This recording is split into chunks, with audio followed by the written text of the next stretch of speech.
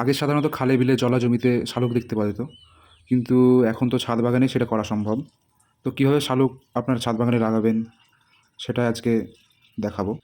তো water lily বা শালুক আপনাদের জল বাগানে লাগানোর জন্য আপনারা অনলাইনে কিংবা লোকাল নার্সারি থেকে এরকম ওয়াটার লিলির পরিণত গাছ কিংবা বাল্ব যে কোনো একটা কিনে নিয়ে আসতে পারেন। এরপর সঠিকভাবে মাটি তৈরি করে সেই বাল্ব বা পরিণত গাছ বসিয়ে দিলেই কিছুদিনের মধ্যেই ফুল পাওয়া যাবে। তো মাটি কীভাবে তৈরি করলাম সেটা ভিডিও দেওয়া আছে চ্যানেলে, আপনার চাইলে দেখে আসতে পারেন। তো এইভাবে এটা যেহেতু ট্রপিক্যাল ওয়াটার লিলি, তাই গামলার মাঝ বরাবর একটু গর্ত করে তার মধ্যে আমি গাছটা বসিয়ে দিলাম। তারপর গাছটা বসানোর পর গামলা ভর্তি জল দিয়ে দিলেই কাজ শেষ। তো এরপর শালুক গাছে সাধারণত ফুল আসতে 20 থেকে 30 দিন সময় লাগতে পারে।